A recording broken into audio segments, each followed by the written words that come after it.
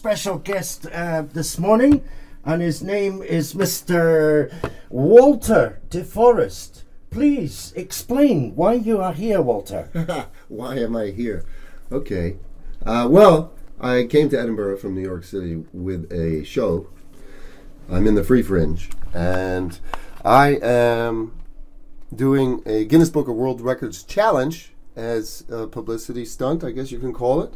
And I decided to involve a charity, and we picked Scotland in mind. Is that the correct way to say it? Support in Mind. Support in Mind. Yeah. Support in Mind Scotland.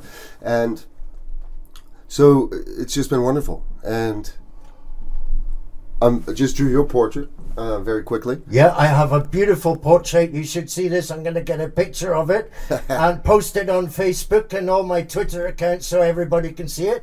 But your main aim on the Wednesday, the 10th of August, is to draw. How many? Well, I think the record is 156. I'm planning on doing 15 an hour. If I do 15 an hour over 12 hours, 10 hours would be 150, and then another 2 hours would be, that's 30, so that's 180, and then I would clear it.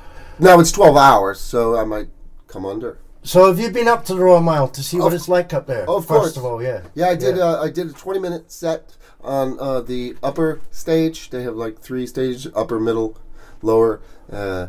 And I did 20 minutes, and basically I'm just sketching people. And how much are you hoping to raise for Support in Mind Scotland, do you think?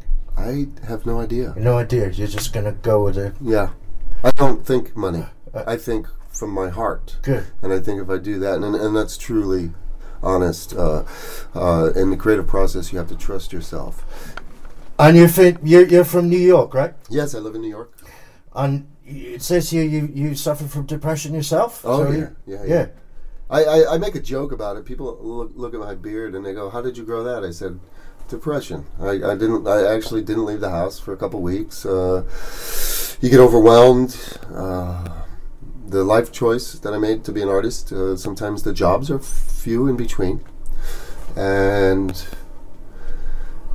yeah, it's hard to leave the house. I have to say, Walter, you do look the spitting image of Vincent van Gogh. If anybody sees the paintings of Vincent, you absolutely almost is double. I get in a taxi in New York City, and the guy's from Nairobi, and he's like, "Do you look like Vincent?" And I said, "You have no idea."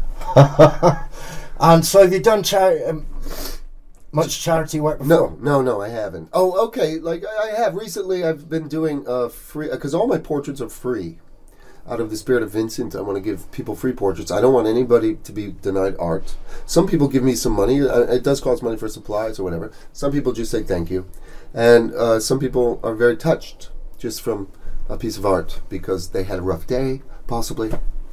So recently, I've been doing sketching at events. A charity event for a theater group. I would just sketch, so it was just an added bonus or an added a feature of the night, and I would just sketch people. So yes, I guess the charity work I'm doing is giving free portraits, basically, to anyone who wants one, for the world, and then for some groups that there was a dance association. I did free portraits there, and it's great to do a lot of portraits because then you get better.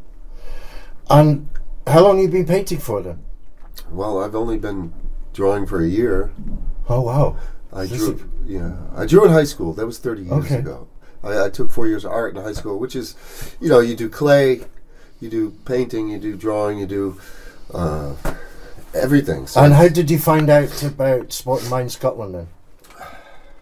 Well, I told my publicist, Anne-Marie, because you have to be careful. Sometimes people share information and you don't know what to share, and I told her, I said, "Anne-Marie, I deal with depression. Do I put that in the press release?" So she knew I was able to share it. And sometimes you get judged, and there's shame involved. And I'm not afraid anymore. And Vincent van Gogh, he dealt with some issues as well. And when you're trying to do something and nobody understands you, you feel alone. And I want to break that. So this is your way of breaking down stigma and discrimination. I guess so. I didn't think about it. I'm just, I didn't write things down. What can I do? I just know that if I do it, it will be doing those things, and people will come up to me after the show and say, "You touched on this point, poverty, religion, and mental illness, and all of these things." And it's just the story. And in the story, if I get out of my way, and it's not my story, it's Vincent's story, and if I get out of the way and let the story be the story, then it's more powerful. Well, I'm going to come up and see you on the Royal Mile. Walter, thanks very much for your time. Thank you. And thank you for coming into our Stafford Centre. Oh, I'm so excited.